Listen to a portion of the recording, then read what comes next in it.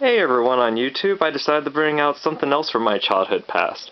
I've had him ever since I was a little kid, but I never knew anything about him, so I figured if anybody would know, someone on YouTube would. I'm just gonna go through him and show him off and what he can do, and some of the things he came with as well. As you can probably tell from his chest, he is a police officer of some sort, right here. And he also has the police insignia on his headband here. Not sure if it will show through on YouTube, but it is there. And not only that, but he had a lot of ball joints too, which was really uncommon for toys back then. So you could just pivot and tilt the head any way you wished.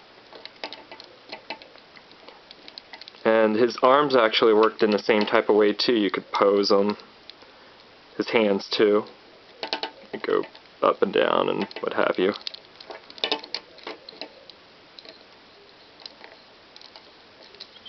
And not only that, but he also could bend in his legs here and there, can turn them around. And not only that, but you could also pose the feet as well.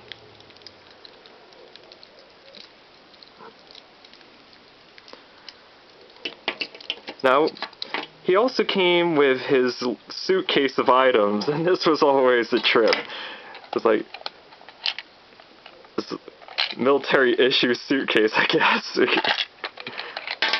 Oh. And in it came his sword and this armband.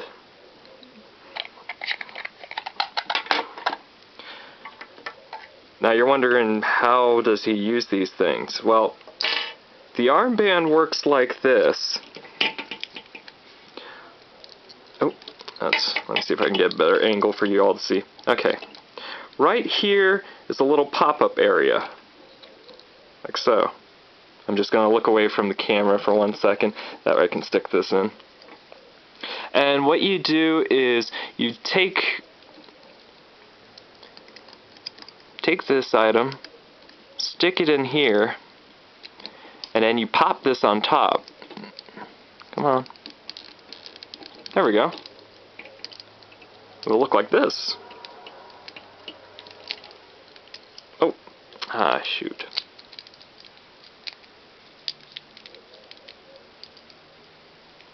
Ah. Oh, that's what I forgot to do. That's the thing. They made the toys a little bit complicated back then, too. So, you have to hook this part right here into his hand grip here first. I forgot to do that. So let me do that really quick. Okay. Now I can pop this on, and it'll be all set. So it's like a little bit like Metroid, I guess, with the way that it's done.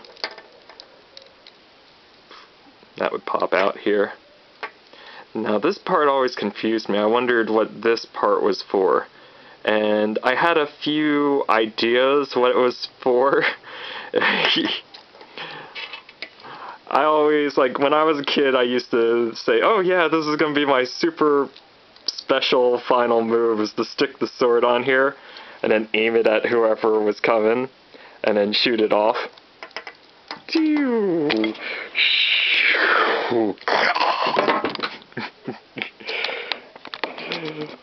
But, of course, that's not what it's for. At least, I don't think it is. I doubt it.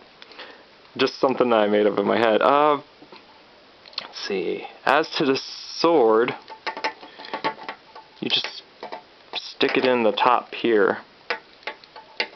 Come on. Get in there. There we go. So now it's all lodged in place, and he's ready to go and duke at it. I cut you, man. I cut you. And then I used to be like, oh yes, now it's time for my super special final move. Take this. And spin all around.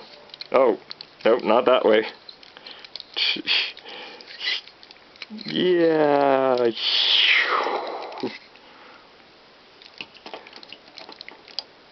But yeah, he had a lot of features, considering that I don't know how many years old this is. And then there's a little thing in the back here, and this area pops up. Give me a second. There we go.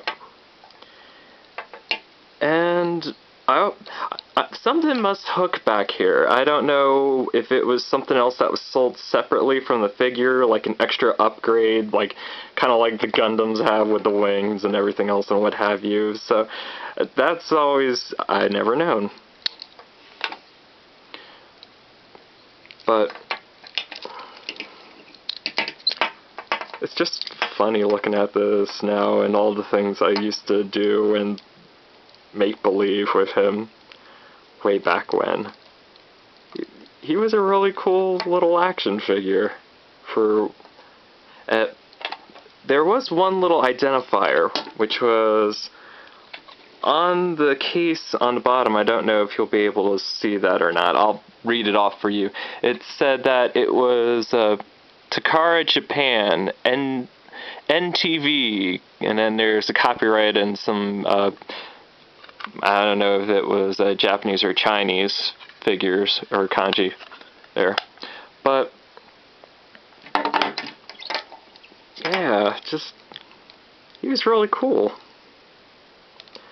So if anybody actually knows who this guy is, I'd love to know a little bit more about it, just for nostalgia's sake at least. But thank you very much, and see you later.